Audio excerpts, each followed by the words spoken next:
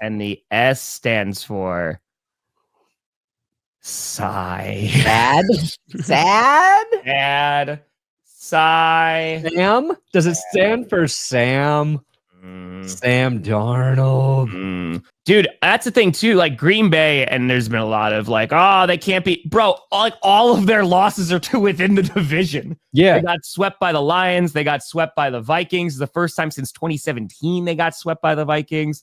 And like the score was close at the end, and like they had a rally at the end. But man, like Minnesota dominated that game for like 3 quarters. Like they did a nice job. Minnesota was damn good. Packers had no pass rush. Sam Darnold had all freaking day. The offense could never get into a rhythm. I don't know what the play calling was. People are talking about the offsides call, which I think was BS of the kick, and it was a 3-point swing.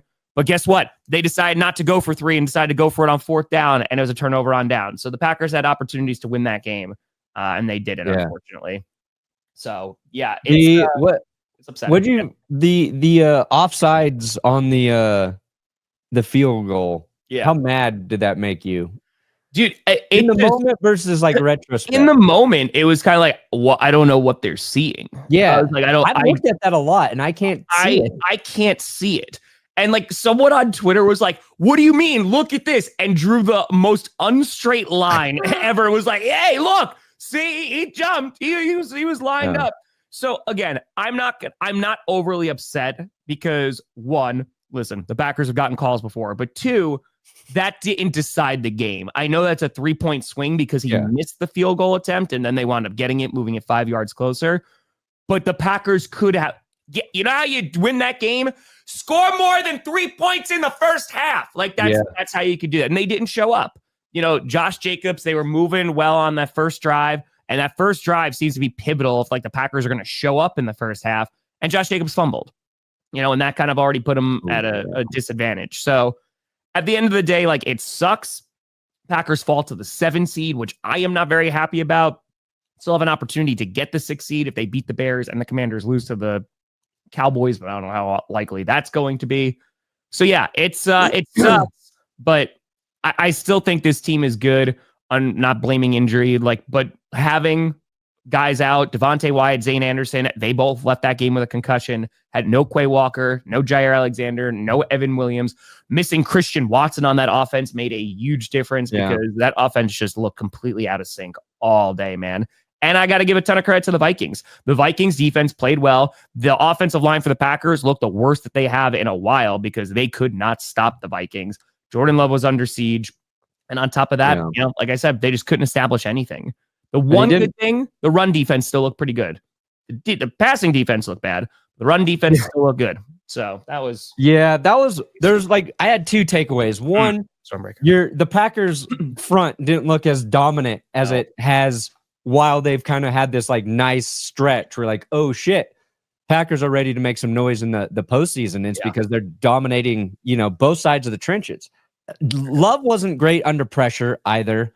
Nope. And I honestly think a little bit of his ineffectiveness, and he's been good, but like compared to last year, we're like, oh my God, is this guy your next Hall of Famer? It goes on a tear. I think it all just goes back to that week 1 injury with his knee. I think that just like set so many things back for him in terms of his second season as a starter. And if first half, I'd agree. Yeah, but still, I think like there's just so much there. But if you guys got to play the Eagles in the first round of the playoffs, stay there, like, dude, the Lions and the Vikings are both incredible football teams. Sure. They're division rivals, and you never really want to play division rivals in the playoffs. But I think you guys want to play one of those teams over the Eagles right now. 1,000,000%. But the Eagles, you know, Hurts has missed, you know, 1 3/4 of a game now, and maybe that actually helps whoever plays Philly. Like if he comes in and he's just a little rusty or whatever. But I think the NFL needs to make that playoff game in Brazil as well. Just do that. Just make that one also in Brazil. But it's like, my other thought was like, during the game, the Vikings quadrant of receivers, ball catchers, they're just more polished right now than the Packers and you didn't have Watson in there. Obviously, I think that's a big part of it. But like when Sam Darnold needed a play, it doesn't have to be Justin Jefferson. Look at Naylor. Naylor, it can be Addison, and it can be Hawkinson, who's, now he's feeling good after recovering from his ACL last year. So there's so many weapons for Darnold, and Darnold's just playing too good. He wasn't even perfect in this game, but he was just too good. And the Vikings, I thought maybe were a little bit better heading into this game.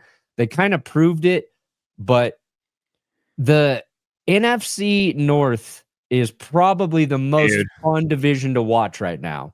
Like your three top teams are all good. They can win any week.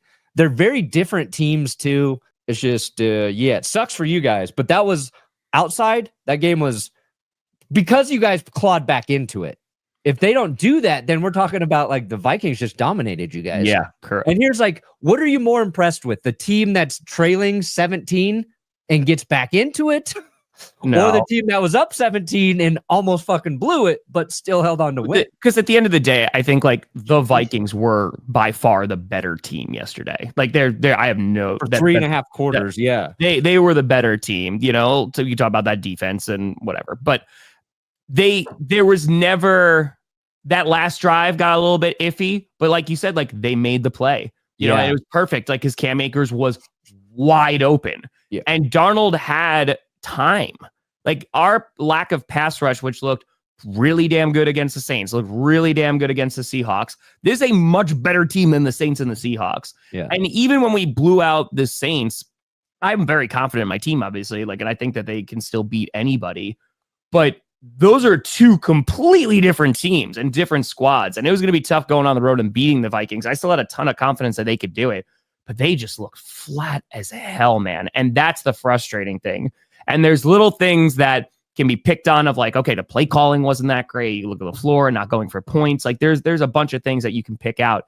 And unfortunately, when we get to the postseason and go up against all the teams of the Vikings, like all the teams are going to be pretty damn good. The margin of error is literally that much. I had a thought. Go the GPS bowl. Man, next year I think there's a better shot. Well, no, because if you finish third and we finish third, we're gonna be playing each other. Yeah, but I mean Super Bowl.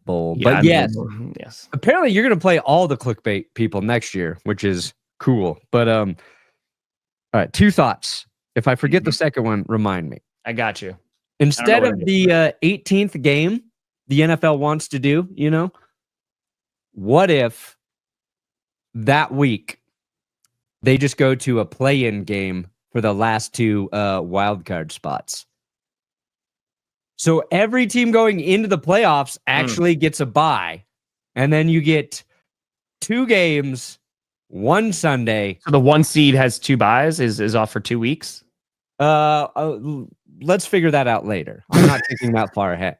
Second thing, and this is just me bragging about my brain, because when the Vikings had that final drive, right? They run it left, they get stuffed. And in my head, I go, I bet they're setting up play action. I bet they're gonna run that way again. And they fucking did it. And Jefferson. Nobody was around. I didn't say it out loud. I didn't tweet it. Nobody will ever believe me. But I believe I can be an offensive coordinator, is my point. I was like, oh my God, they're actually doing the thing I thought. And it's a smart football thing because they set it up. Darnold rolls out. Boom. You know what? I have never agreed with Brandon Perna more. I think Brandon Perna would be an excellent offensive coordinator for the Chicago Bears. Oh. I think that you should be hired right now. You just don't even wait. Get hired right before the Packers game. That's going to be your opportunity to really shine, and go against the Packers. McCaskey demonstrated the thing you do. This brilliant mind who you think multiple plays ahead. That's it. Bam. That's it. I could call a better game for Caleb Williams than anybody's done for him this entire season. Hand it off, Caleb. Hey, here's a handoff to Swift. Here's another handoff. Here's a third handoff. Oh, 3 and out. Guess what? I just saved you